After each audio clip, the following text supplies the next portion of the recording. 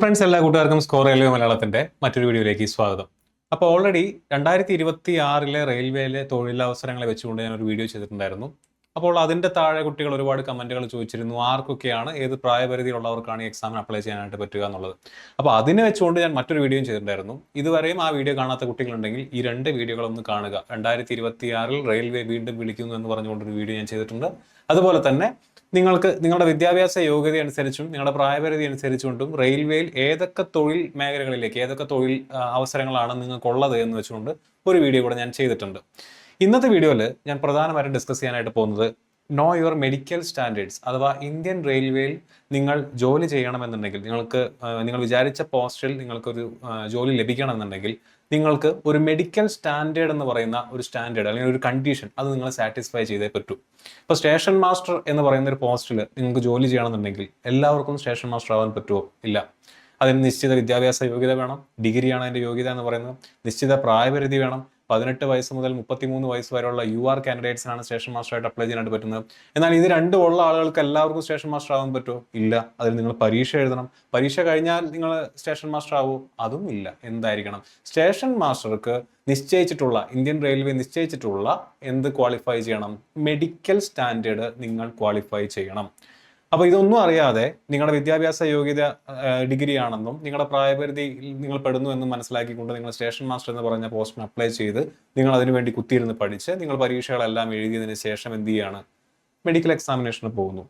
നിർഭാഗ്യവശാൽ അവിടെ എത്തുമ്പോഴാണ് നിങ്ങൾ മനസ്സിലാവുന്നത് നിങ്ങൾ സ്റ്റേഷൻ മാസ്റ്റർ എന്ന് പറയുന്ന പോസ്റ്റിന് മെഡിക്കലി ഫിറ്റ് അല്ല എന്ന്. അപ്പോൾ നിങ്ങൾ അത്രയും കാലം പഠിച്ചതും നിങ്ങളുടെ അങ്ങനെയുള്ള കാര്യങ്ങളെല്ലാം തന്നെ നിങ്ങളൊരു മനപ്രയാസം നേരിടുന്ന ഒരു സിറ്റുവേഷൻ ഉണ്ടാവും.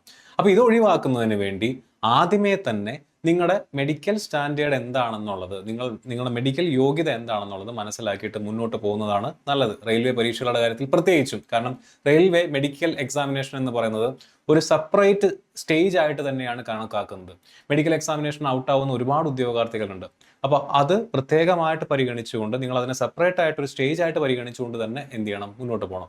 അപ്പോൾ ഈ ഒരു വീഡിയോയിൽ ഞാൻ പ്രധാനമായിട്ടും ഡിസ്കസ് ചെയ്യാനായിട്ട് പോകുന്നത് ഇന്ത്യൻ റെയിൽവേ മെഡിക്കൽ മാനുവലിലെ ചാപ്റ്റർ 5 എന്ന് പറയുന്ന ഒരു 5ാമത്തെ അധ്യായമാണ്. അതിനകത്താണ് റെയിൽവേയിൽ അപേക്ഷിക്കുന്ന ഉദ്യോഗാർത്ഥികൾ ഓരോ പോസ്റ്റിനും നിശ്ചയിച്ചിട്ടുള്ള മെഡിക്കൽ സ്റ്റാൻഡേർഡ് അഥവാ മെഡിക്കൽ യോഗ്യത എന്താണെന്നുള്ളത് പറഞ്ഞിരിക്കുന്നത്. അപ്പോൾ അതിനെ എന്ത് ചെയ്യുന്നു? ഒന്ന് എക്സ്പ്ലെയിൻ ചെയ്യുക എന്നുള്ളതാണ് ഈ വീഡിയോയുടെ ഉദ്ദേശം എന്ന് പറയുന്നത്. തുടക്കം തൊട്ട് അവസാനം വരെ നിങ്ങൾ കണ്ടിരിക്കുക. ഞാൻ ഇപ്പോൾ നിങ്ങളുടെ മുന്നിൽ കാണിക്കുന്ന ഈ PDF നമ്മുടെ ടെലഗ്രാം ചാനലിൽ ഈ വീഡിയോ അപ്ലോഡ് ചെയ്തതിന് ശേഷം ഞാൻ ഷെയർ ചെയ്യുന്നുണ്ടായിരിക്കും. നിങ്ങൾക്ക് തന്നെ ആ PDF വായിച്ചു നോക്കി നിങ്ങൾക്ക് തന്നെ മനസ്സിലാക്കാൻ പറ്റുന്നതാണ്. ഞാൻ ഒരു കാര്യം കൂടെ പറഞ്ഞോട്ടെ. ഈ വീഡിയോയുടെ പർപ്പസ് അല്ലെങ്കിൽ ഈ വീഡിയോയിൽ ഞാൻ ഷെയർ ചെയ്യുന്ന ഈ ഡോക്യുമെന്റ് എന്ന് പറയുന്നത് ഇന്ത്യൻ റെയിൽവേ തന്നെ ഷെയർ ചെയ്തിട്ടുള്ള ഡോക്യുമെന്റ് ആണ്. ആൻഡ് അത് എന്തിന് വിധേയമാണ്? ഇന്ത്യൻ റെയിൽവേ നാളെ മെഡിക്കൽ സ്റ്റാൻഡേർഡ് മാറ്റാൻ തീരുമാനിച്ചു കഴിഞ്ഞാൽ ഈ ഡോക്യുമെന്റിനകത്ത് കൊടുത്തിട്ടുള്ള കാര്യങ്ങളിൽ മാറ്റം സംഭവിക്കാം. അങ്ങനെ സംഭവിച്ചിട്ടുണ്ടോ എന്ന് ചോദിച്ചാൽ സംഭവിച്ച ചരിത്രമുണ്ട്.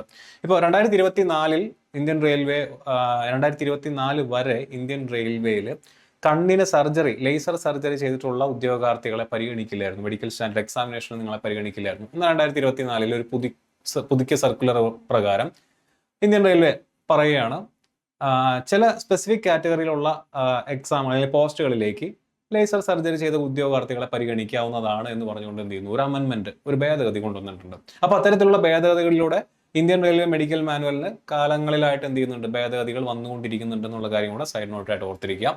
രണ്ടാമത്തെ ഒരു കാര്യം എന്ന് പറഞ്ഞാൽ ഇതിനകത്ത് പറയുന്ന പല അസുഖങ്ങൾ അല്ലെങ്കിൽ പല മെഡിക്കൽ കണ്ടീഷൻസ് എന്ന് പറയുന്നത് അതിനെപ്പറ്റി ആധികാരികമായിട്ട് എക്സ്പ്ലെയിൻ ചെയ്യാൻ, ആ അസുഖം എന്താണെന്ന് ആധികാരികമായിട്ട് എക്സ്പ്ലെയിൻ ചെയ്യാൻ ഞാൻ മുതിരുന്നില്ല. ഞാൻ അതിന് എക്യുപ്ഡ് അല്ല, ഞാൻ അതിന് ക്വാളിഫൈഡ് അല്ല.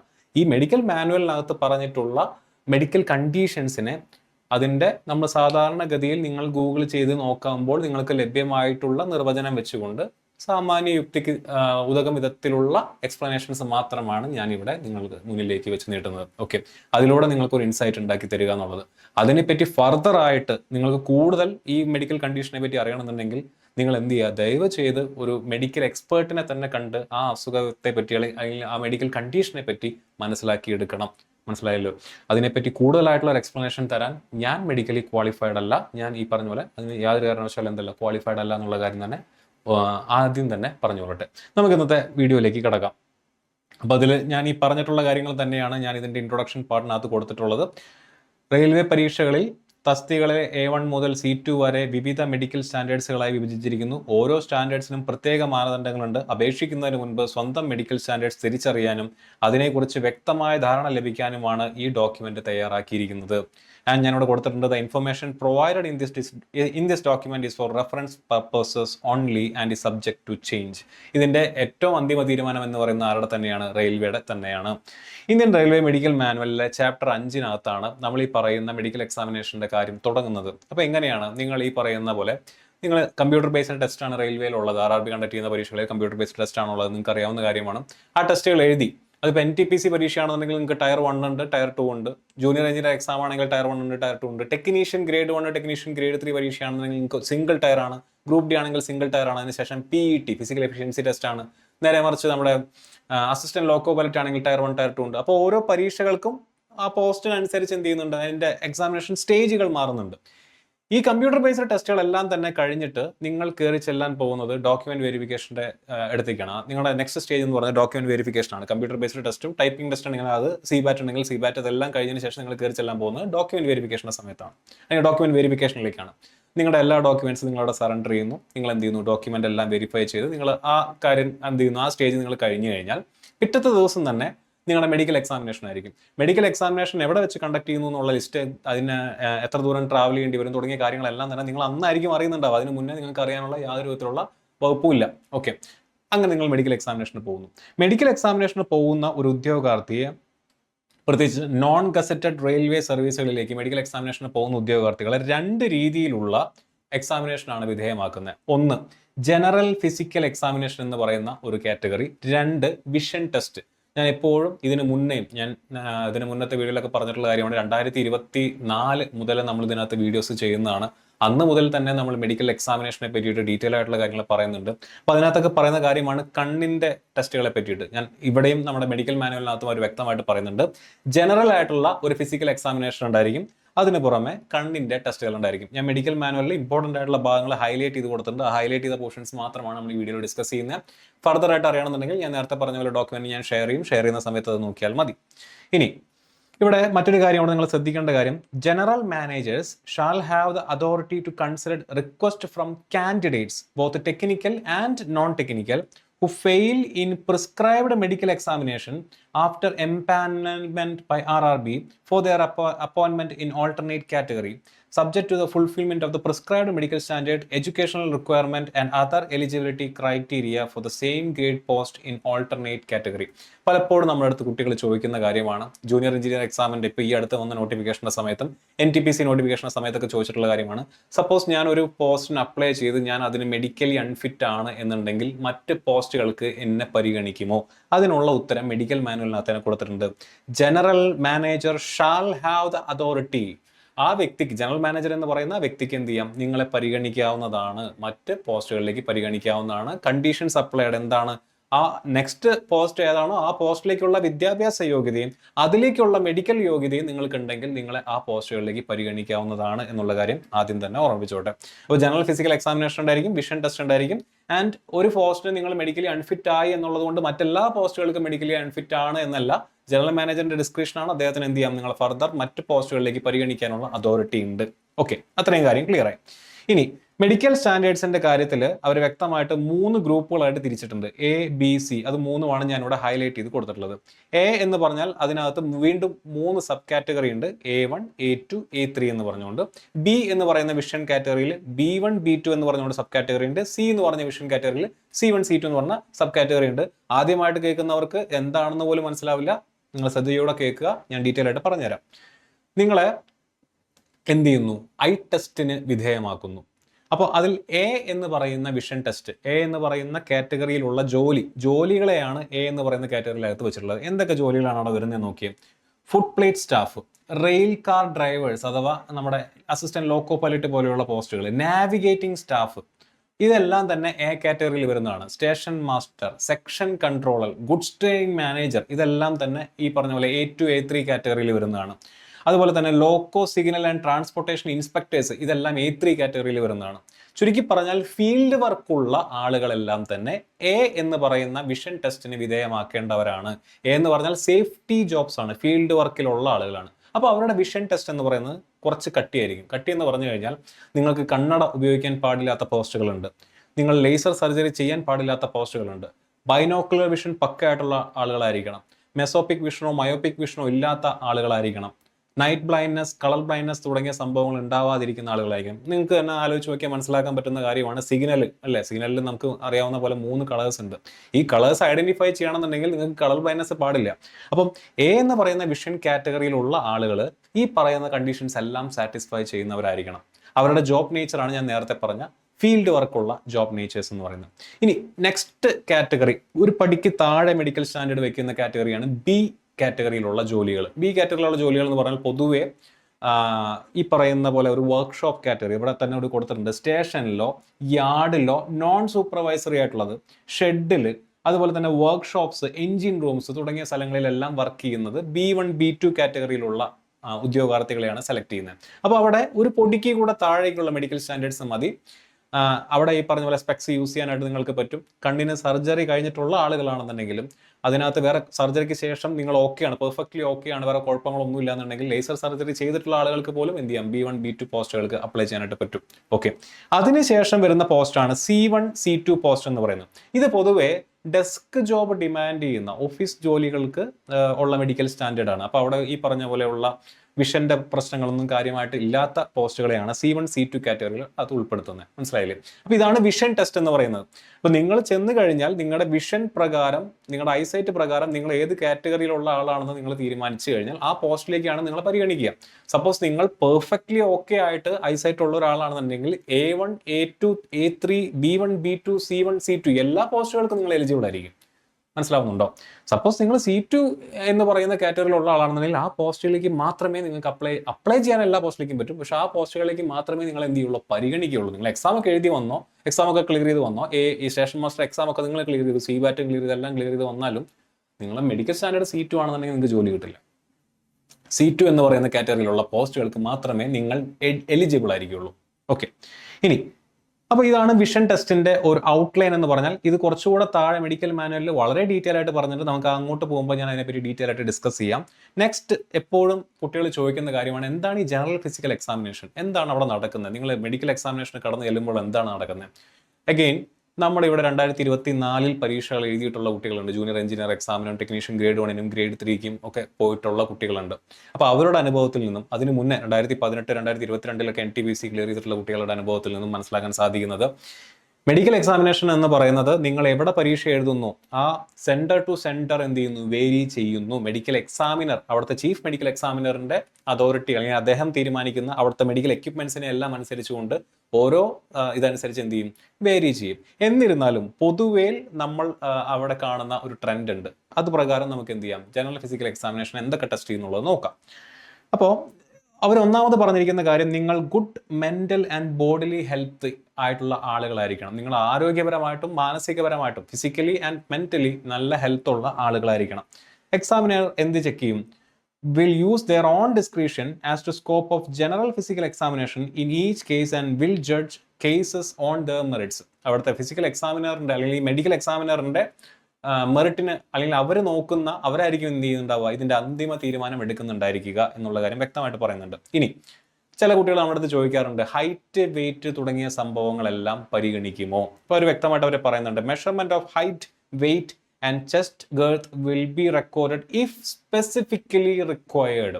നിങ്ങൾ എഴുതാൻ പോകുന്ന പരീക്ഷയുടെ നോട്ടിഫിക്കേഷനകത്ത് ഈ പോസ്റ്റിന് ഇത്ര ഉയരം വേണം, ഇത്ര വെയിറ്റ് വേണം, ഇത്ര ചെസ്റ്റ് ഗിർത്ത് വേണം എന്നെല്ലാം എഴുതിയിട്ടുണ്ടെങ്കിൽ ആ പോസ്റ്റിന് മാത്രമേ അത് ചെക്ക് ചെയ്യുള്ളൂ. ഗ്രൂപ്പ് ഡി എക്സാമിന്, RPF എക്സാമിനൊക്കെ എന്ത് ചെയ്യുന്നുണ്ട്, അവർ ഈ പറയുന്ന ഫിസിക്കൽ എഫിഷ്യൻസി ടെസ്റ്റ് ഉള്ളത് കൊണ്ട് തന്നെ, PET എന്ന് പറയുന്ന എക്സാം ഉള്ളത് കൊണ്ട് തന്നെ അതിന് അവർ ചില ചില ഈ പറയുന്ന പോലെ മെഷർമെന്റ്സ് പറയുന്നുണ്ട്, റിക്വയർഡ് മെഷർമെന്റ്സ് ഉണ്ട്. അപ്പോൾ അതിന് മാത്രമേ എന്ത് ചെയ്യുള്ളൂ, അത് ചെക്ക് ചെയ്യുള്ളൂ. NTPC പോലുള്ള പരീക്ഷകൾക്കോ ജൂനിയർ എഞ്ചിനീയർ പോലുള്ള പരീക്ഷകൾക്കോ എന്ത് ചെയ്യില്ല, ഹൈറ്റോ വെയിറ്റോ തുടങ്ങിയ സംഭവങ്ങൾ അവർ സാധാരണ ഗതിയിൽ എന്ത് ചെയ്യില്ല, ചെക്ക് ചെയ്യില്ല. എന്തുകൊണ്ട്, അത് സ്പെസിഫിക്കലി അവിടെ റിക്വയർഡ് അല്ല, അതുകൊണ്ട് തന്നെ. ഇനി അപ്പോൾ സ്വാഭാവികമായിട്ട് പിന്നെ എന്താണ് അവർ ചെക്ക് ചെയ്യാൻ പോകുന്നത്, the conditions of heart and lungs. Heart ECG എടുക്കും, ലങ്സ് എക്സ്റേ എടുക്കും, നിങ്ങളുടെ ഹാർട്ടിന്റെയും ലങ്സിന്റെയും ഒക്കെ കണ്ടീഷൻസ് അവർ എന്ത് ചെയ്യും, ചെക്ക് ചെയ്യുന്നുണ്ടായിരിക്കും. പിന്നെ conditions of teeth and gum, പല്ലിൻ്റെയും മോണയുടെയും കണ്ടീഷൻസ് അവരെന്ത് ചെയ്യുന്നുണ്ടായിരിക്കും, ചെക്ക് ചെയ്യുന്നുണ്ടായിരിക്കും. Well filled teeth will be considered as a sound. അപ്പം നല്ല പല്ലുകൾ, കേടില്ലാത്ത പോടല്ലാത്ത പല്ലുകൾ ഉണ്ടെങ്കിൽ അത് ഹെൽത്തി ആയിട്ടുള്ള ഇതായിട്ട് പരിഗണിക്കും. അവിടെ അത്രയേ പറഞ്ഞിട്ടുള്ളൂ. പല കുട്ടികളും നമ്മുടെ അടുത്ത് ചോദിക്കാറുണ്ട് പല്ലിൻ്റെ എണ്ണം എവിടെയെങ്കിലും പറഞ്ഞിട്ടുണ്ടോ. മെഡിക്കൽ മാനുവലിനകത്ത് പല്ലിൻ്റെ എണ്ണത്തെ പറ്റി പരാമർശിച്ചിട്ടില്ല. അവിടെ നിങ്ങൾ മനസ്സിലാക്കേണ്ട കാര്യം, അവിടുത്തെ മെഡിക്കൽ എക്സാമിനറിൻ്റെ ഡിസ്ക്രിപ്ഷനാണ് നിങ്ങൾക്ക് എത്ര പല്ലുണ്ട്, ഹെൽത്തി ആയിട്ടുള്ള എത്ര പല്ലുണ്ട്, നിങ്ങൾ മെഡിക്കലി ഫിറ്റ് ആയിട്ട് അതിന് മെഡിക്കലി അൺഫിറ്റ് ആക്കാൻ മാത്രം പല്ലിന് പ്രശ്നമുണ്ടോ എന്നുള്ളതെല്ലാം തന്നെ നിങ്ങൾ എവിടെയാണോ എക്സാം അപ്ലൈ ചെയ്യാനായിട്ട് പോകുന്നത്, അല്ലെങ്കിൽ എവിടെയാണോ എക്സാം എഴുതാനായിട്ട് പോകുന്നത്, അവിടുത്തെ മെഡിക്കൽ എക്സാമിനറിൻ്റെ ഡിസ്ക്രിപ്ഷൻ ആയിരിക്കും. പല്ലിൻ്റെ എണ്ണത്തെ പറ്റിയിട്ട് മെഡിക്കൽ മാനുവലിനകത്ത് കൃത്യമായിട്ട് ഒരു പരാമർശം ഇല്ല. എന്നിരുന്നാലും കേടുള്ള പല്ലുകൾ ഉണ്ടാവരുത് എന്ന് ഒരു കൊടുത്തിട്ടുണ്ട്. അതുപോലെ തന്നെ എവിഡൻസ് ഓഫ് അബ്ഡോമിനൽ ഡിസീസസ്, ഉദര സംബന്ധമായിട്ടുള്ള എന്തെങ്കിലും അസുഖങ്ങൾ ഉണ്ടോ എന്നുള്ളത് അവർ ചെക്ക് ചെയ്യും. അതുപോലെ തന്നെ ഹെർണിയയ്ക്ക് സാധ്യതയുള്ള എന്തെങ്കിലും സംഭവങ്ങൾ ഉണ്ടോ എന്നുള്ളത് എന്ത് ചെയ്യും, അവർ ചെക്ക് ചെയ്യും. അതുപോലെ തന്നെ ചെക്ക് ചെയ്യുന്നതാണ് ഹൈഡ്രോസൈൽ, വെരിക്കോസ് വെയിൻ, പൈൽസ് തുടങ്ങിയവ ഉണ്ടോ എന്നുള്ളതൊക്കെ അവരെന്ത് ചെയ്യും, ചെക്ക് ചെയ്യും. ഹൈഡ്രോസൈൽ എന്താണെന്നുള്ളതിന് ഞാനൊരു ഡെഫിനിഷൻ സൈഡിൽ കൊടുത്തിട്ടുണ്ട്, നിങ്ങൾക്ക് നോക്കി തന്നെ മനസ്സിലാക്കാവുന്നതാണ്. അത് ഈ പറഞ്ഞ പോലെ എന്താണ്, നിങ്ങളുടെ ടെസ്റ്റിക്കിളിനകത്ത് എന്ത് ചെയ്യുന്നു, നീര് വരുന്ന ഒരു അസുഖമാണ് ഹൈഡ്രോസൈൽ എന്ന് പറയുന്നത്. അതിൻ്റെ മെഡിക്കൽ സൈഡ് എനിക്ക് അറിയത്തില്ല, ഞാൻ അതിനെപ്പറ്റി എക്സ്പ്ലെയിൻ ചെയ്യുന്നില്ല. അസുഖം എന്താണെന്നുള്ളത് നിങ്ങളെ പോലെ തന്നെ ഗൂഗിൾ ചെയ്ത് നോക്കിയപ്പോൾ മനസ്സിലാക്കിയിട്ടുള്ള ഒരു അറിവ് മാത്രമാണ് ഞാനിവിടെ ഷെയർ ചെയ്യുന്നത്. അത്തരത്തിലുള്ള അസുഖങ്ങളെല്ലാം തന്നെ എന്ത് ചെയ്യുന്നുണ്ട്, മെഡിക്കൽ എക്സാമിനർ ചെക്ക് ചെയ്യുന്നുണ്ടായിരിക്കും. പിന്നെ ഫ്രീ മൂവ്മെന്റ് ഓഫ് ജോയിൻറ്റ്സ്, നിങ്ങളുടെ ജോയിന്റുകളെല്ലാം, പേശികളും അതുപോലെ തന്നെ ഈ പറഞ്ഞ ജോയിന്റുകളെല്ലാം തന്നെ പ്രോപ്പറായിട്ട് വർക്ക് ചെയ്യുന്നുണ്ടോ എന്നുള്ളത് അവർ ചെക്ക് ചെയ്യുന്നുണ്ടായിരിക്കും. അതുപോലെ തന്നെ നിങ്ങൾക്ക് എന്തെങ്കിലും മാറാത്ത അസുഖങ്ങൾ, സ്കിൻ ഡിസീസസ് ഉണ്ടോ എന്നുള്ളത് അവർ ചെക്ക് ചെയ്യുന്നുണ്ടായിരിക്കും. ഉദാഹരണത്തിന് ലെപ്രസി, കുഷ്ഠം പോലെയുള്ള എന്തെങ്കിലും അസുഖങ്ങൾ ഉണ്ടോ എന്നുള്ളതൊക്കെ അവർ എന്ത് ചെയ്യുന്നുണ്ടാവും, ചെക്ക് ചെയ്യുന്നുണ്ടായിരിക്കും. നിങ്ങളുടെ കേൾവി ശക്തി നല്ലതാണോ എന്ന് ചെക്ക് ചെയ്യുന്നുണ്ടായിരിക്കും. നിങ്ങൾക്ക് സംസാരിക്കുന്നതിനകത്ത് എന്തെങ്കിലും പ്രശ്നങ്ങളുണ്ടോ എന്നുള്ളത് അവർ ചെക്ക് ചെയ്യുന്നുണ്ടായിരിക്കും. അതുപോലെ തന്നെ നിങ്ങൾക്ക് നിങ്ങളുടെ കണ്ണിന് എന്തെങ്കിലും പകർച്ച വ്യാധി അസുഖങ്ങൾ ഉണ്ടോ എന്നുള്ളത് അവരെന്ത് ചെയ്യുന്നുണ്ടായിരിക്കും, ചെക്ക് ചെയ്യുന്നുണ്ടായിരിക്കും. ഓക്കെ, ഇനി chronic disease pointing to an impaired constitution, എന്താണ് അവിടെ കൊടുത്തിരിക്കുന്നത് എന്നുള്ളത് ഞാൻ അവിടെ പറഞ്ഞിട്ടുണ്ട്. TB, ലെപ്രസി, എപ്പിലെപ്സി തുടങ്ങിയ എന്തെങ്കിലും അസുഖങ്ങൾ ഉണ്ടോ എന്നുള്ളതും എന്ത് ചെയ്യുന്നുണ്ടായിരിക്കും, അവർ ചെക്ക് ചെയ്യുന്നുണ്ടായിരിക്കും. കമ്മ്യൂണിക്കബിൾ ഡിസീസസ് ഉണ്ടോ എന്ന് അവർ ചെക്ക് ചെയ്യുന്നുണ്ടായിരിക്കും. എന്താണ് കമ്മ്യൂണിക്കബിൾ ഡിസീസസ്? വൈറൽ ഇൻഫെക്ഷൻസോ ബാക്ടീരിയ, ഫംഗൈ, പാരസൈറ്റ് തുടങ്ങിയ ഇൻഫെക്ഷൻസ് എന്തെങ്കിലും ഉണ്ടോ എന്നുള്ളതെല്ലാം തന്നെ ഈ ജനറൽ ഫിസിക്കൽ എക്സാമിനേഷനകത്ത് അവർ ചെക്ക് ചെയ്യുന്നുണ്ടായിരിക്കും, according to Indian railway medical manual. സാധാരണഗതിയിൽ നിങ്ങൾ മെഡിക്കൽ എക്സാമിനേഷൻ, ഇനി ഇതാണ് മെഡിക്കൽ മാനുവലിനകത്ത് എഴുതി വെച്ചിരിക്കുന്നത്. സാധാരണഗതിയിൽ നിങ്ങൾ മെഡിക്കൽ എക്സാമിനേഷന് ചെല്ലുന്ന സമയത്ത് നടക്കുന്ന കാര്യം എന്താണെന്ന് വെച്ച് കഴിഞ്ഞാൽ, നിങ്ങൾ ഭക്ഷണം കഴിക്കുന്നതിന് മുന്നേ നിങ്ങളുടെ ഈ പറഞ്ഞ പോലെ ഷുഗർ ടെസ്റ്റ്, അപ്പോൾ ഷുഗർ ടെസ്റ്റ് ചെയ്യുന്നതിന് മുന്നേ, ഭക്ഷണം കഴിക്കുന്നതിന് മുന്നേ ഒരു ബ്ലഡ് ടെസ്റ്റ് ഉണ്ടായിരിക്കും, അതിന് ശേഷം ബ്ലഡ് ടെസ്റ്റ് ഉണ്ടായിരിക്കും. അതുപോലെ തന്നെ നിങ്ങളുടെ യൂറിൻ പ്രത്യേകിച്ച് 30 വയസ്സിന് മുകളിലുള്ള ഉദ്യോഗാർത്ഥികളാണെന്നുണ്ടെങ്കിൽ നിങ്ങളുടെ യൂറിൻ ടെസ്റ്റ് ഉണ്ടായിരിക്കും. 30 വയസ്സിനും താഴെയുള്ളവരാണ്, പക്ഷേ ഈ പറഞ്ഞ പോലെ ഡയബറ്റീസിനും മറ്റ് അസുഖങ്ങൾക്ക് സാധ്യതയുള്ളവരാണെങ്കിൽ അവരുടെ അടുത്തും വേണമെങ്കിൽ മെഡിക്കൽ എക്സാമിനറിന് എന്ത് പറയാം, യൂറിൻ ടെസ്റ്റിന് വേണ്ടിയിട്ട് നിങ്ങളുടെ അടുത്ത് നിന്ന് യൂറിൻ കളക്ട് ചെയ്യാവുന്നതാണ്. ECG അവരെടുക്കുന്നുണ്ടായിരിക്കും, എക്സ്റേ എടുക്കുന്നുണ്ടായിരിക്കും. അതുപോലെ തന്നെ ഈ പറഞ്ഞ പോലെ നിങ്ങളുടെ കയ്യിൽ എന്തെങ്കിലും എല്ലിന് പൊട്ടല്, കേടുപാടുകളൊക്കെ ഉണ്ടോ എന്നുള്ളതൊക്കെ അവർ ചെക്ക് ചെയ്യുന്നുണ്ടായിരിക്കും. ഇത്രയും ചെക്കപ്പാണ് സാധാരണഗതിയിൽ ജനറൽ ഫിസിക്കൽ എക്സാമിനേഷനകത്ത് നടക്കുന്നത്. ഇനി no candidates whose chest measurement is less than 81.3 unexpanded and 86.4 expanded. ഇത് RPFന്റെ ഫിസിക്കൽ എക്സാമിനേഷന്റെ ക്രൈറ്റീരിയ ആണ്. അതല്ലാത്തവർ എന്ത് ചെയ്യില്ല, RPFന് പരിഗണിക്കില്ല. അത് RPFന്റെ നോട്ടിഫിക്കേഷനകത്ത് വ്യക്തമായിട്ട് പറഞ്ഞിട്ടുണ്ട്. പക്ഷെ ഇപ്പോൾ എന്തില്ല, RPFന്റെ ഈ പറയുന്ന എക്സാമിനേഷൻ കണ്ടക്ട് ചെയ്യുന്ന RRB അല്ല, പക്ഷെ ഇത് മിനിസ്ട്രി ഓഫ് റെയിൽവേസിന്റെ മെഡിക്കൽ ഗൈഡ് ലൈൻസ് തന്നെയാണ്. അപ്പോൾ ഇത് തന്നെയായിരിക്കും അവിടെയും ഇനിയും ഫോളോ ചെയ്യുന്നുണ്ടായിരിക്കാം. ഇനി ഹിയറിംഗ് പ്രോബ്ലം എങ്ങനെയാണ് പരിഗണിക്കുക എന്നുള്ളത് അവർ വ്യക്തമായിട്ട് എഴുതിയിട്ടുണ്ട്. Speaking voice test will be employed. ഒരു ടെസ്റ്റ് ഉണ്ടായിരിക്കും, 6 മീറ്റർ അകലെ വെച്ചുകൊണ്ട് ഒരു കാര്യം പറയും, നിങ്ങൾക്ക് അത് കേൾക്കുന്നുണ്ടോ. സാധാരണ ഒരു കോൺവെർസേഷൻ ആയിരിക്കും, നിങ്ങൾ മെഡിക്കൽ എക്സാമിനർ മാത്രമേ ഉണ്ടായിരിക്കുള്ളൂ. 6 മീറ്റർ അകലെ ഇരുന്നുകൊണ്ട് എന്ത് ചെയ്യുന്നു, അയാൾ സംസാരിക്കുന്നു, നിങ്ങൾക്ക് കേൾക്കുന്നുണ്ടോ എന്ന് എന്ത് ചെയ്യും, ചെക്ക് ചെയ്യും. The use of hearing aid should not be permitted for candidates in categories A and B. ശ്രദ്ധിക്കേണ്ട കാര്യമാണ്, ഹിയറിംഗ് എയ്ഡ് നിങ്ങൾ യൂസ് ചെയ്യുന്നുണ്ടെങ്കിൽ നിങ്ങളെ എന്തിലേക്ക് പരിഗണിക്കില്ല, മെഡിക്കൽ എക്സാമിനേഷൻ ഈ പറയുന്ന A കാറ്റഗറിയിലേക്കോ B കാറ്റഗറിയിലേക്കോ നിങ്ങളെ പരിഗണിക്കില്ല. ഹിയറിംഗ് എയ്ഡ് ഉപയോഗിച്ചുകൊണ്ട് നിങ്ങളെ എന്ത് ചെയ്യില്ല, പരിഗണിക്കില്ല എന്നുള്ള കാര്യം വളരെ വ്യക്തമായിട്ട് മെഡിക്കൽ മാനുവലിനകത്ത് കൊടുത്തിട്ടുണ്ട്. അപ്പോൾ ഹിയറിംഗ് എയ്ഡ് ഉപയോഗിക്കുന്ന ആളുകൾക്ക് A കാറ്റഗറിയിലോ B കാറ്റഗറിയിലോ ഉള്ള പോസ്റ്റുകളിലേക്ക് എന്ത് ചെയ്യില്ല, പരിഗണിക്കില്ല. നിങ്ങൾ ഹിയറിംഗ് എയ്ഡ് ഉപയോഗിക്കുന്നവരാണെന്നുണ്ടെങ്കിൽ മോസ്റ്റ് പ്രോബബ്ലി അഗെയിൻ അതിനെല്ലാം ഞാൻ നേരത്തെ പറഞ്ഞ പോലെ മെഡിക്കൽ എക്സാമിനറിന്റെ അല്ലെങ്കിൽ ജനറൽ മാനേജറിന്റെ ഡിസ്ക്രിപ്ഷനാണ്. മോസ്റ്റ് പ്രോബബ്ലി നിങ്ങൾ അൺഫിറ്റ് ആയിട്ട് ഡിക്ലെയർ ചെയ്യാനുള്ള സാധ്യതയുണ്ട്. ഓക്കെ, ഇനി ഇവിടെ വ്യക്തമായിട്ട് അവർ കൊടുത്തിട്ടുണ്ട് description of chief medical director ആണ് B1 B2 കാറ്റഗറിയിലേക്ക് പരിഗണിക്കണം എന്നുള്ളത് ചീഫ് മെഡിക്കൽ ഡയറക്ടറിന്റെ എന്താണ് ഡിസ്ക്രിപ്ഷൻ ആണ്. Speech stammering is not to be considered a serious defect disqualifying a candidate in clerical duties, especially such of them as do not have to come in direct contact with public. പബ്ലിക്കായിട്ട് direct contact വരാത്ത clerical ജോലികളിലേക്ക് stammering വിക്കുള്ള ആളുകളെ medically unfit എന്ന് പറഞ്ഞുകൊണ്ട് എന്തില്ല, തള്ളിക്കളയില്ല എന്ന് വ്യക്തമായിട്ട് medical മാനുവലിനകത്ത് പറഞ്ഞിട്ടുണ്ട്. Okay, അപ്പോൾ ആ കാര്യം ഓക്കെയാണ്. ഹെഡ് ഇഞ്ചുറി പലരും പരിഗണിക്കാതെ പോകുന്ന അല്ലെങ്കിൽ ശ്രദ്ധിക്കാതെ പോകുന്ന ഒരു കാര്യമാണ്. കാൻഡിഡേറ്റ്സ് ആൻഡ് സെർവിങ് എംപ്ലോയീസ്, നല്ലൊരു സർവീസിലുള്ള ആളുകളായിക്കോട്ടെ ഉദ്യോഗാർത്ഥികളായിക്കോട്ടെ, A1 A2 A3 കാറ്റഗറിയിലുള്ള ആളുകൾക്ക് നിങ്ങളെ ആക്സിഡന്റ് പറ്റിയിട്ട് നിങ്ങൾക്ക് മെമ്മറി ലോസിന്റെ ഹിസ്റ്ററി ഒക്കെ ഉണ്ട് എന്നുണ്ടെങ്കിൽ അത് നിങ്ങൾ എന്തായാലും എന്ത് ചെയ്യണം, അവിടെ സറണ്ടർ ചെയ്തേ പറ്റൂ. അതിനെ പറ്റിയിട്ടുള്ള ഡോക്യുമെന്റ്സ് സറണ്ടർ ചെയ്തേ പറ്റുള്ളൂ. മെഡിക്കൽ എക്സാമിനർ എന്ത് ചെയ്യും, നിങ്ങൾക്ക് കംപ്ലീറ്റ് ആയിട്ട് ഒരു ന്യൂറോളജിക്കൽ എക്സാമിനേഷന് വിധേയമാക്കും. അതിനുശേഷം ഒരു ഫിറ്റ്നസ് സർട്ടിഫിക്കറ്റ് അവിടെ നിന്ന് കിട്ടിയാൽ മാത്രമേ നിങ്ങൾ എന്ത് ചെയ്യുള്ളൂ, ഈ പറയുന്ന ജോലിയിലേക്ക് പരിഗണിക്കുകയുള്ളൂ. ഹെഡ് ഇഞ്ചുറിയുടെ കേസ് ആണ് പറയുന്നത്. ഓക്കെ, അപ്പോൾ തലയ്ക്ക് ഈ പറഞ്ഞ പോലെ ഇഞ്ചുറി പറ്റുകയോ മറ്റ് സർജറികളോ ചെയ്തിട്ടുള്ള ആളുകൾ ഉണ്ടെങ്കിൽ നിങ്ങൾ സർജറിക്ക് ശേഷം കംപ്ലീറ്റ്ലി ഓക്കെ ആണ്, മെഡിക്കലി ഫിറ്റ് ആണ് എന്ന് ഡിക്ലെയർ ചെയ്യുന്ന ഡോക്യുമെന്റ്സ് നിങ്ങൾ മെഡിക്കൽ എക്സാമിനേഷൻ്റെ സമയത്ത് എന്ത് ചെയ്യേണ്ടി വരും, ഹാജരാക്കേണ്ടി വരും.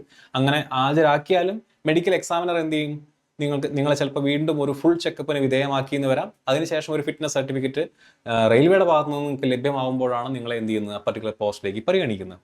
ഫിസിക്കലി ഹാൻഡിക്യാപ്ഡ് ആയിട്ടുള്ള ആളുകളുടെ കാര്യമാണ് പറഞ്ഞിരിക്കുന്നത്. ഫിസിക്കലി ഹാൻഡിക്യാപ്ഡ് ആയിട്ടുള്ള ആളുകൾക്ക് നിങ്ങൾക്ക് അറിയാവുന്നതാണ്, സെപ്പറേറ്റ് അവർക്ക് എന്ത് ചെയ്യുന്നുണ്ട്, റിസർവേഷൻ തന്നെ കൊടുക്കുന്നുണ്ട്. റിസർവേഷൻ എന്നല്ല, സെപ്പറേറ്റ് അവർക്ക് വേണ്ടിയിട്ട് അവർ മാത്രം മത്സരിക്കുന്ന എന്ത് ചെയ്യുന്നുണ്ട്, പോസ്റ്റുകളുണ്ട്. അപ്പോൾ ആ പോസ്റ്റുകളിലേക്ക് അവരെ പരിഗണിക്കുന്ന കാര്യം പറയുന്നുണ്ട്. ആൻഡ് അവിടെ വ്യക്തമായിട്ട് അവർ പറയുന്ന ഒരു കാര്യം, it is clarified that no relaxation are to be made in visual standards while considering cases of physically handicapped persons for appointment under deaf and orthopedically handicapped quota, excepting in the categories of clerks to the extent that they may be examined as per standards of C2 though they belong to C1. ഒറ്റയടിക്ക് വായിക്കുമ്പോൾ നിങ്ങൾക്ക് മനസ്സിലാവില്ല. ഇത്രയേ ഉള്ളൂ. നിങ്ങൾ കേൾവി, അതായത് hearing impairment ഉള്ള ആളുകളാണ്, കേൾവിക്ക് പ്രശ്നമുള്ള ആളുകളാണ്, ആ കാറ്റഗറിയിലാണ് നിങ്ങൾ PWBD ആയിട്ട് മത്സരിക്കുന്നതെന്നുണ്ടെങ്കിൽ നിങ്ങൾ ആ കാറ്റഗറിയിൽ മാത്രമേ നിങ്ങൾക്ക് എന്തുള്ളൂ, ഈ പറയുന്ന പോലെ ഒരു ഡിഫറൻഷ്യലി ഏബിൾഡ് സിറ്റുവേഷൻ ഉള്ളൂ. നിങ്ങൾക്ക് കാഴ്ചയ്ക്ക് പ്രശ്നമില്ലല്ലോ. അപ്പോൾ നിങ്ങൾ എന്ത് ചെയ്യും, ഐസൈറ്റ് പക്കയായിട്ട് അവർ ചെക്ക് ചെയ്യുമെന്ന് വ്യക്തമായിട്ട് അവർ പറയുന്നുണ്ട്. അതുപോലെ തന്നെ ഐസൈറ്റ് പ്രശ്നമായിട്ട് PWBDയിൽ ആ കോട്ടയിൽ മത്സരിക്കുന്ന ആളുകൾ ശ്രദ്ധിക്കേണ്ട കാര്യം, നിങ്ങളുടെ ഹിയറിംഗും മറ്റ് സംഭവങ്ങളും എന്ത് ചെയ്യുന്നുണ്ടായിരിക്കും, അവർ ചെക്ക് ചെയ്യുന്നുണ്ടായിരിക്കും. അത് വ്യക്തമായിട്ട് അവർ പറയുന്നുണ്ട്. ഇനി ബ്ലൈൻഡിന് എങ്ങനെയാണ്, ഡെഫിന് എങ്ങനെയാണ്, ഓർത്തോപീഡിക്കലി ഹാൻഡിക്യാപ്ഡ് എങ്ങനെയാണെന്നുള്ളതൊക്കെ വ്യക്തമായിട്ട് അവർ അതിനകത്ത് കൊടുത്തിട്ടുണ്ട്. അതിനുശേഷം യൂറിൻ ചെക്കപ്പിന്റെ കാര്യം, A1 എന്ന് പറഞ്ഞാൽ അസിസ്റ്റന്റ് ലോ കോ പൈലറ്റ് പരീക്ഷയ്ക്ക് നിങ്ങൾ പ്രിപ്പയർ ചെയ്യുന്നവരാണെന്നുണ്ടെങ്കിൽ നിങ്ങളുടെ മെഡിക്കൽ എക്സാമിനേഷൻ സമയത്ത് നിർബന്ധമായിട്ട് നിങ്ങളുടെ യൂറിൻ അവർ ടെസ്റ്റ് ചെയ്യും. അല്ലാത്ത പോസ്റ്റിലേക്ക് മത്സരിക്കുന്ന ആളുകളുടെ കാര്യത്തിൽ അവിടെ ഞാൻ നേരത്തെ പറഞ്ഞ പോലെ 30 വയസ്സിന് മുകളിലാണെന്നുണ്ടെങ്കിൽ എന്തായാലും ചെക്ക് ചെയ്യും. അല്ലാത്ത പക്ഷം ഡയബറ്റീസോ മറ്റെന്തെങ്കിലും അസുഖങ്ങൾ ഉണ്ടെന്ന് തോന്നിയാൽ മെഡിക്കൽ എക്സാമിനർ എന്ത് ചെയ്യും, നിങ്ങളുടെ കയ്യിൽ നിന്ന് യൂറിൻ ചെക്ക് ചെയ്യുന്നുണ്ടായിരിക്കും. ഇനി infective conditions and other disorders, candidates exhibiting the under noted താഴെ തന്നിരിക്കുന്ന conditions will be rejected, എന്തായാലും റിജക്ഷന് വിധേയമാക്കും. ഇറസ്പെക്റ്റീവ് ഓഫ് ദ എംപ്ലോയ്മെന്റ്, നിങ്ങൾ ഏത് പോസ്റ്റിലേക്ക് നിങ്ങൾ മത്സരിക്കാനാണെന്ന് പറഞ്ഞാലും താഴെ തന്നിരിക്കുന്ന അസുഖങ്ങൾ ഉണ്ടെങ്കിൽ നിങ്ങൾ മെഡിക്കലി അൺഫിറ്റ് ആണ്, റെയിൽവേയിൽ നിങ്ങൾക്ക് മത്സരിക്കാനായിട്ട് പറ്റില്ല. എന്തൊക്കെയാണ് അസുഖം? 1 TB ഉണ്ടെങ്കിൽ നിങ്ങൾക്ക് എന്ത് ചെയ്യാൻ പറ്റില്ല, മത്സരിക്കാനായിട്ട് പറ്റില്ല. വ്യക്തമായിട്ട് മെഡിക്കൽ മാനുവലിനകത്ത് പറഞ്ഞിട്ടുണ്ട്. 2 വെനേറിയൽ ഇൻഫെക്ഷൻ. എന്താണ് വെനേറിയൽ ഇൻഫെക്ഷൻ എന്ന് പറഞ്ഞാൽ ഇപ്പോൾ വിളിക്കുന്ന പേരാണ് സെക്ഷുവലി ട്രാൻസ്മിറ്റഡ് ഇൻഫെക്ഷൻ. അങ്ങനെ എന്തെങ്കിലും STIയോ STDസോ ഉണ്ടെന്നുണ്ടെങ്കിൽ നിങ്ങളെ എന്ത് ചെയ്യില്ല, മെഡിക്കൽ എക്സാമിനേഷൻ നിങ്ങളെ മെഡിക്കലി അൺഫിറ്റ് ആയിട്ട് ഡിക്ലെയർ ചെയ്യുന്നതായിരിക്കും. അതുപോലെ തന്നെ ട്രൈക്കോമ എന്ന് പറയുന്നത് എന്താണ്? ട്രൈക്കോമ എന്ന് പറഞ്ഞു കഴിഞ്ഞാൽ it is A contagious bacterial I infection. കണ്ണിൽ വെള്ളം വരുന്ന ഒരു ഇൻഫെക്ഷൻ ആണ്, ഒരു അസുഖമാണ്. അതുണ്ടെങ്കിൽ നിങ്ങളെ മെഡിക്കലി അൺഫിറ്റ് ആയിട്ട് ഡിക്ലെയർ ചെയ്യും. അത് പകരുന്ന അസുഖമായതുകൊണ്ടാണ് അതിനെ എന്ത് ചെയ്യുന്നത്, ഈ പറയുന്ന പോലെ മെഡിക്കലി അൺഫിറ്റ് ആയിട്ട് ഡിക്ലെയർ ചെയ്യുന്നത്. ലെപ്രസി നിങ്ങൾക്ക് അറിയാവുന്ന പോലെ അതിനെയും എന്ത് ചെയ്യും, മെഡിക്കലി അൺഫിറ്റ് ആയിട്ട് പരിഗണിക്കും. ഓക്കെ, ഈ 4 അസുഖങ്ങൾ യാതൊരു കാരണവശാലും റെയിൽവേ എന്ത് ചെയ്യുന്നില്ല, അവർക്ക് ഒരു റീ എക്സാമിനേഷനുള്ള സ്കോപ്പോ അല്ലെങ്കിൽ അവരെ ഏതെങ്കിലും ഒരു ജോലിയിലേക്ക് പരിഗണിക്കുന്ന സിറ്റുവേഷൻസ് ഉണ്ടാവുന്നില്ല എന്നാണ് മെഡിക്കൽ മാനുവൽ പ്രകാരം പറയുന്നത്. ഇനി ചില അസുഖങ്ങളുണ്ട്, അവരെ ചിലപ്പോൾ എന്ത് ചെയ്യും, റീമെഡിക്കലിന് വിധേയമാക്കാം, അല്ലെങ്കിൽ അവരെ എന്ത് ചെയ്യാം, രണ്ടാമത് ഏതെങ്കിലും ഒരു പോസ്റ്റിന് പരിഗണിക്കാം. അത് എന്തൊക്കെയാണെന്ന് നോക്കാം. 1 ഹെർണിയ, അതുപോലെ തന്നെ ഹൈഡ്രോസീൽ. ഞാൻ നേരത്തെ പറഞ്ഞ പോലെ ടെസ്റ്റിക്കൽസിനകത്ത് ഈ പറഞ്ഞ പോലെ വീക്കം, നീര് തുടങ്ങിയ സംഭവങ്ങൾ, വെരിക്കോസ് വെയിൻ, പൈൽസ് തുടങ്ങിയ അസുഖങ്ങൾ ഉണ്ടെങ്കിൽ such conditions have been satisfactorily treated by operation, ഒന്നില്ലെങ്കിൽ അത് ഓപ്പറേഷന് വിധേയമാക്കിയിട്ടുള്ള ആളുകളാണ്. The evidence of their previous existence shall not disqualify. ഇതിനു മുന്നേ ഈ പറഞ്ഞ അസുഖങ്ങൾ ഉണ്ടായിരുന്നു എന്നുള്ളത് കൊണ്ട് നിങ്ങൾ എന്ത് ചെയ്യില്ല, മെഡിക്കലി അൺഫിറ്റ് ആയിട്ട് റെയിൽവേ പരിഗണിക്കില്ല. മനസ്സിലായില്ലേ? നിങ്ങൾ ഹെർണിയയോ ഹൈഡ്രോസൈലോ വെരിക്കോസ് വെയിനോ പൈൽസോ ഉള്ള ആളുകളായിരുന്നു എന്നുള്ളത് കൊണ്ട് എന്ത് ചെയ്യില്ല, നിങ്ങൾ മെഡിക്കലി അൺഫിറ്റ് ആക്കില്ല. ഇപ്പോൾ നിങ്ങൾക്ക് ഉണ്ടെങ്കിൽ നിങ്ങളടുത്ത് എന്ത് ചെയ്യും, സർജറി ചെയ്തതിന് ശേഷം ക്യൂർ ആയിട്ട് വരാനായിട്ട് പറയും. ഓക്കെ, അതും അഗെയിൻ മെഡിക്കൽ എക്സാമിനറിന്റെ ഡിസ്ക്രിപ്ഷനാണ്.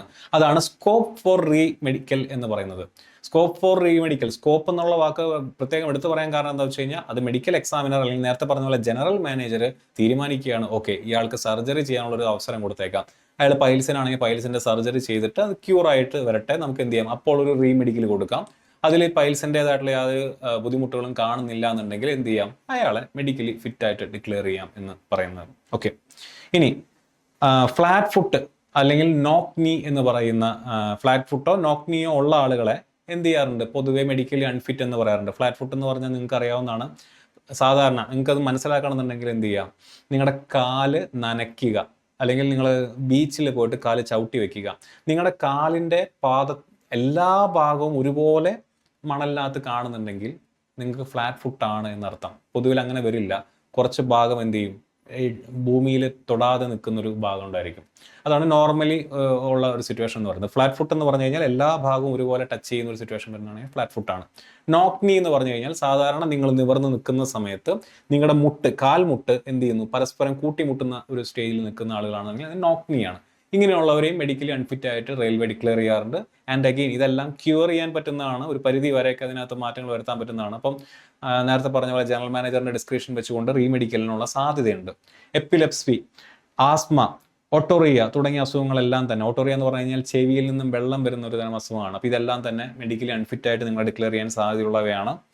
പിന്നെ ലെപ്രസി പോലെയുള്ള അല്ലെങ്കിൽ അതുപോലെ പകരാൻ സാധ്യതയുള്ള എന്തെങ്കിലും അസുഖങ്ങൾ ഉണ്ടെങ്കിൽ അത് ഒസോയിന എന്ന് പറയുന്ന അസുഖം. ഒസോയിന എന്ന് പറഞ്ഞ അസുഖം എന്ന് പറയുന്നത് ഈ മൂക്കിനകത്ത് ഈ പറഞ്ഞ പോലെ ഒരു നാറ്റത്തോടു കൂടെ ഇരിക്കുന്ന ഒരു ദ്രാവകം വന്നിരിക്കുന്ന ഒരു അസുഖം, ഒരു സിറ്റുവേഷനാണ്, ഒരു മെഡിക്കൽ കണ്ടീഷനാണ്. അതുള്ള ആളുകളെയും ഈ പറഞ്ഞ പോലെ മെഡിക്കലി അൺഫിറ്റ് ആയിട്ട് ഡിക്ലെയർ ചെയ്യാനുള്ള സാധ്യതയുണ്ട്.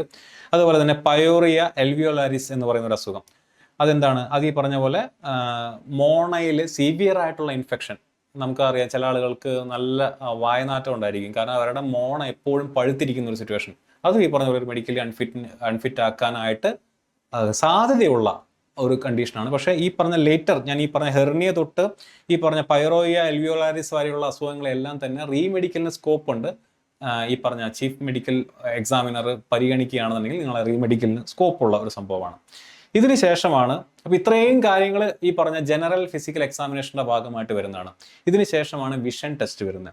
വിഷൻ ടെസ്റ്റ് എന്ന് പറയുമ്പോൾ ഓരോന്നിനും ഡീറ്റെയിൽ ആയിട്ടുള്ള വിഷൻ ടെസ്റ്റാണ് ഇതിനകത്തുള്ളത്. അപ്പോൾ അവിടെ എന്ത് ചെയ്യുന്നുണ്ട്, ഇവിടെ നോക്കിയാൽ വ്യക്തമായിട്ട് നിങ്ങൾക്ക് കാണാനായിട്ട് പറ്റും. No glasses are to be permitted at the time of initial recruitment of RPF where the medical category is B1. B1 എന്ന് പറയുന്ന കാറ്റഗറിയിൽ സാധാരണ സ്പെക്സ് വെച്ചിട്ടുള്ള ആളുകളെ പരിഗണിക്കാറുണ്ട്. എക്സെപ്റ്റ് RPFന്റെ മെഡിക്കൽ സ്റ്റാൻഡേർഡ് B1 ആണെന്നുണ്ടെങ്കിൽ കൂടെ എന്ത് ചെയ്യില്ല, അവിടെ സ്പെക്സ് യൂസ് ചെയ്യാനായിട്ട് പറ്റില്ല. A1, A2, A3, അതിൽ A1ലും A2ലും വിത്തൗട്ട് ഗ്ലാസ് എന്ന് വ്യക്തമായിട്ട് അവർ എഴുതിയിട്ടുണ്ട്. കണ്ടോ, വിത്തൗട്ട് ഗ്ലാസ് എന്ന് A1ലും A2ലും വ്യക്തമായിട്ട് എഴുതിയിട്ടുണ്ട്. A3ലാണെങ്കിൽ വിത്ത് ഓർ വിത്തൗട്ട് ഗ്ലാസ് എന്ന് എഴുതിയിട്ടുണ്ട്. പവർ 2Dക്ക് മുകളിൽ. B1 ആണെന്നുണ്ടെങ്കിൽ 4Dക്ക് മുകളിലാവാത്ത രീതിയിലുള്ള പവറുള്ള ഗ്ലാസ് ആയിരിക്കണം. വിത്ത് ഓർ വിത്തൗട്ട് എന്ന് എഴുതിയിട്ടുണ്ട്. പക്ഷെ അവർ വ്യക്തമായിട്ട് പറയുന്നുണ്ട്, നിങ്ങൾ റെയിൽവേ പ്രൊട്ടക്ഷൻ ഫോഴ്സിനകത്ത് ആണ് നിങ്ങൾ ഈ പറഞ്ഞ പോലെ അപ്ലൈ ചെയ്യുന്നതെന്നുണ്ടെങ്കിൽ നിങ്ങൾക്ക് എന്ത് പാടില്ല, ഗ്ലാസ് പാടില്ല എന്ന് വ്യക്തമായിട്ട് അവർ പറയുന്നുണ്ട്. B2 ആണെന്നുണ്ടെങ്കിലും മുകളിലത്തെ പോലെ തന്നെയാണ്. C1, C2നും വിത്ത് ഓർ വിത്തൗട്ട് ഗ്ലാസ് ആണ് ഈ പറഞ്ഞ പോലെ മെഡിക്കൽ കണ്ടീഷൻ എന്ന് പറയുന്നത്. ഓക്കെ, അപ്പം അതും കൂടെ ഒന്ന് നോട്ട് ചെയ്ത് വെക്കുക. ഇത്രയാണ് ഐസൈറ്റിന്റെ കാര്യത്തിൽ നിങ്ങൾ പ്രധാനമായിട്ട് ശ്രദ്ധിക്കേണ്ട കാര്യം എന്ന് പറഞ്ഞു കഴിഞ്ഞാൽ. ഇനി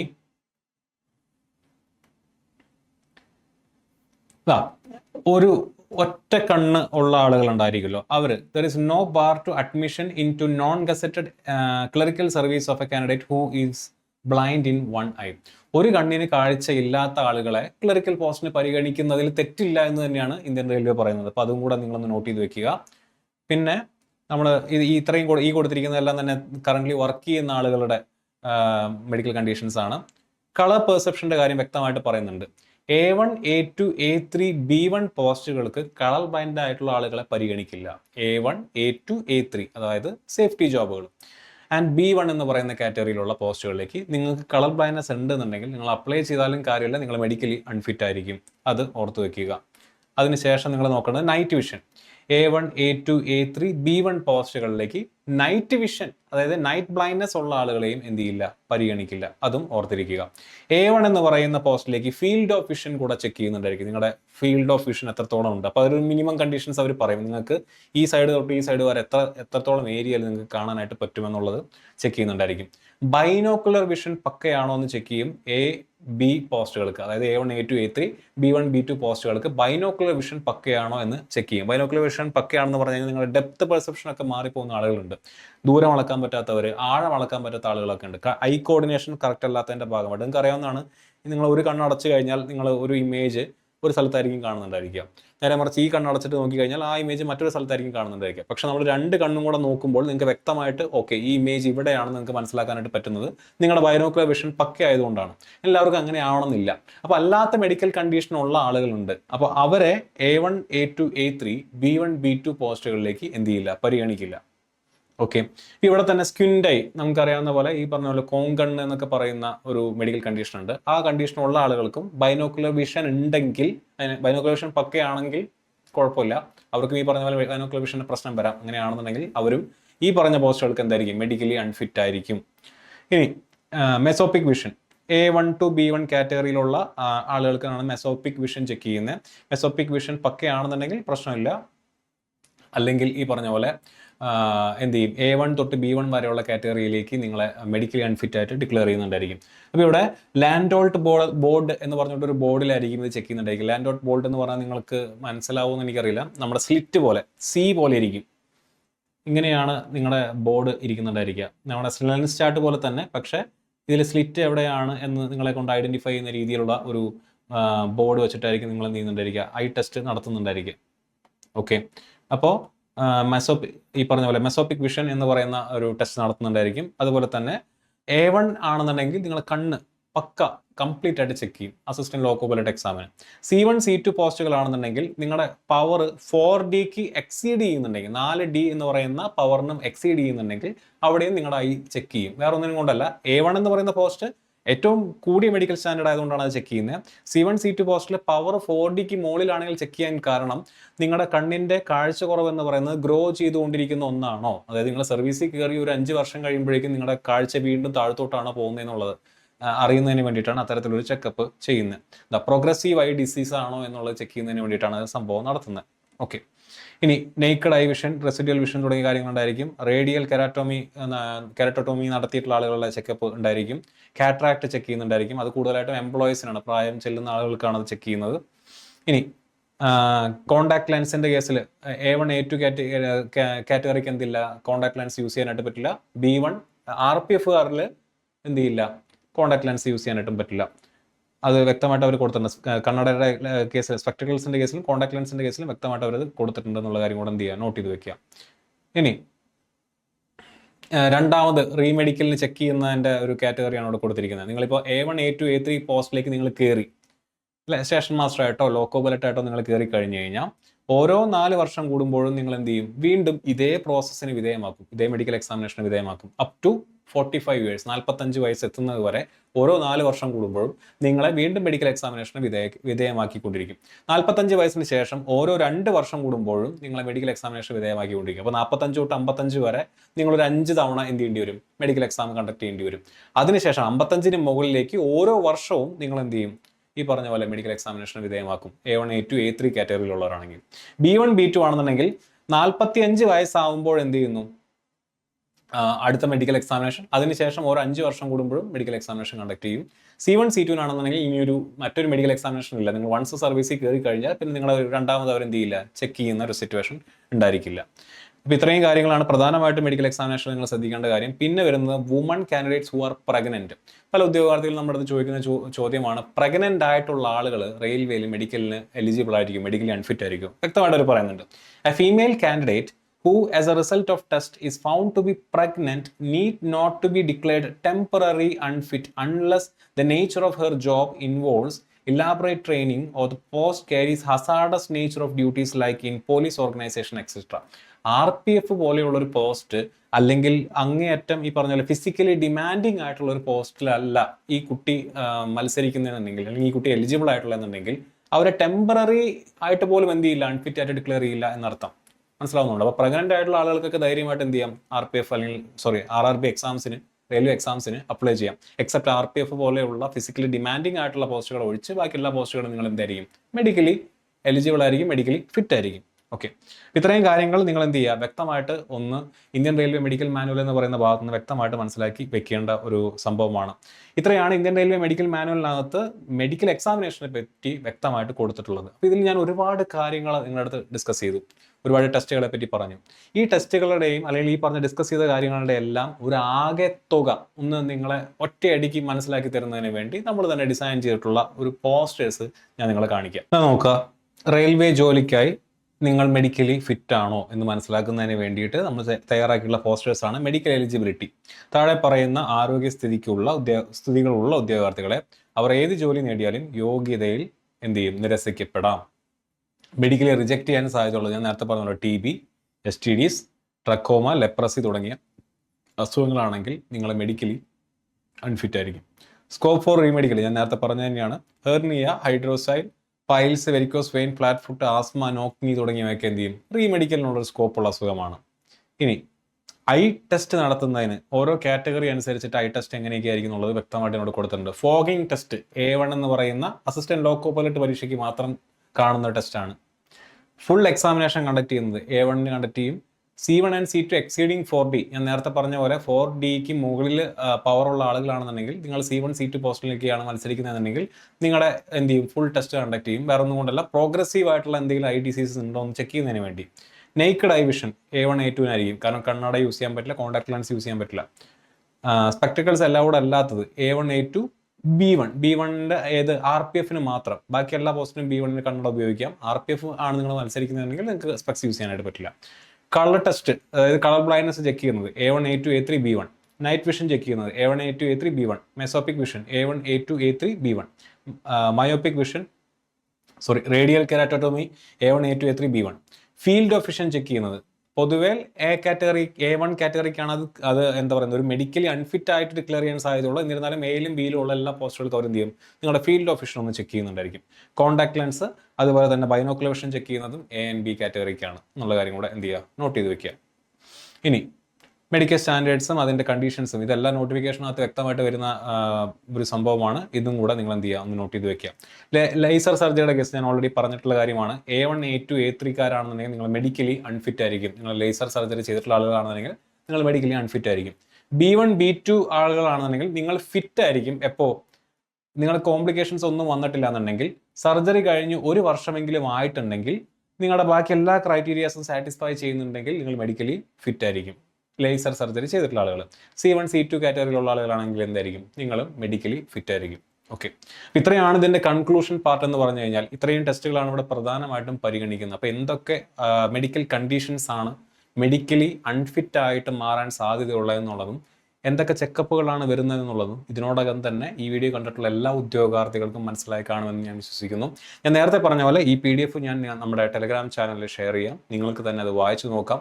നിങ്ങൾക്ക് ആ PDF നിങ്ങളുടെ കൈവശം വെച്ചുകൊണ്ട് ഏതെങ്കിലും ഒരു ഡോക്ടറെ കണ്ടുകൊണ്ട് ഒരു മെഡിക്കൽ എക്സാമിനേഷന് എന്ത് ചെയ്യുക, നിങ്ങൾ തന്നെ കണ്ടക്ട് ചെയ്തുകൊണ്ട് നിങ്ങളുടെ മെഡിക്കൽ സ്റ്റാൻഡേർഡ് ഏതാണെന്നുള്ളത് ഐഡൻറ്റിഫൈ ചെയ്ത് വെക്കുക. റെയിൽവേ വിളിക്കുന്ന സമയത്ത് അതിൽ നിങ്ങൾ എലിജിബിൾ ആയിട്ടുള്ള പോസ്റ്റ് ആണെന്ന് ഉറപ്പ് വരുത്തിക്കൊണ്ട് എന്ത് ചെയ്യുക, അപ്ലൈ ചെയ്യാനായിട്ട് ശ്രദ്ധിക്കുക. ഞാൻ നേരത്തെ പറഞ്ഞ പോലെ എക്സാം എല്ലാം എഴുതി അവിടെ ചെന്ന് മെഡിക്കൽ ഫെയിൽ ആവുക എന്ന് പറയുന്നത് വളരെയധികം നിരാശാജനകമായിട്ടുള്ളൊരു സംഭവമാണ്. അപ്പോൾ അത്തരത്തിലുള്ള സിറ്റുവേഷൻസിലേക്ക് പോവാതിരിക്കുന്നതിന് വേണ്ടിയിട്ടാണ് ഞാനിത് വീണ്ടും എടുത്ത് പറയുന്നത്. ഒരിക്കൽ കൂടെ ഞാൻ പറയുന്നു, ഈ ഇന്ത്യൻ റെയിൽവേ മെഡിക്കൽ മാനുവലിനകത്ത് കൊടുത്തിട്ടുള്ള അസുഖങ്ങളെ ഈ മാനുവലിലൂടെ നിങ്ങളെ പരിചയപ്പെടുത്തി തരിക എന്നുള്ളത് മാത്രമാണ് ഈ വീഡിയോയുടെ ഉദ്ദേശം എന്ന് പറയുന്നത്. ഇതിൻ്റെ ഫർദർ ഡീറ്റെയിൽസ് നിങ്ങളുടെ അടുത്ത് പറയാനോ നിങ്ങൾക്ക് എക്സ്പ്ലെയിൻ ചെയ്തു തരാനോ ഞാൻ മെഡിക്കൽ എക്സ്പേർട്ട് അല്ല എന്നുള്ള കാര്യം ഒരിക്കൽ കൂടെ ഓർമ്മിപ്പിക്കുകയാണ്. നിങ്ങൾക്ക് ഇതിൻ്റെ എന്തെങ്കിലും കാര്യത്തിൽ ഫർദർ എക്സ്പ്ലനേഷൻ ആവശ്യമുണ്ടെങ്കിൽ ഞാൻ നേരത്തെ പറഞ്ഞ പോലെ ഒരു മെഡിക്കൽ എക്സാമിനറെ കോൺടാക്ട് ചെയ്യുക, അല്ലെങ്കിൽ RRBയെ കോൺടാക്ട് ചെയ്യുക. ഫൈനൽ തീരുമാനം RRBയുടെ മാത്രമായിരിക്കും. എന്നിരുന്നാലും നമ്മുടെ പരീക്ഷകൾ എഴുതുന്ന കുട്ടികൾക്ക് ഇങ്ങനൊരു സംഭവമുണ്ട്. ഒരു മെഡിക്കൽ എക്സാമിനേഷൻ എന്ന് പറയുന്നത് നിസ്സാരമായിട്ട് കാണേണ്ട ഒരു സംഭവമല്ല എന്ന് ഓർമ്മപ്പെടുത്തുന്നതിന് വേണ്ടിയിട്ട് മാത്രമാണ് ഞാൻ ഈ വീഡിയോ ചെയ്തത്. അപ്പോൾ എല്ലാവരും വളരെ ശ്രദ്ധയോടെ ഈ വീഡിയോയിൽ പറഞ്ഞിട്ടുള്ള കാര്യങ്ങളെല്ലാം മനസ്സിലാക്കിക്കൊണ്ട് എന്ത് ചെയ്യുക, എക്സാമിന് അപ്ലൈ ചെയ്യാനായിട്ട് ശ്രദ്ധിക്കുക. മറ്റൊരു വീഡിയോയിൽ നമുക്ക് വീണ്ടും കാണാം.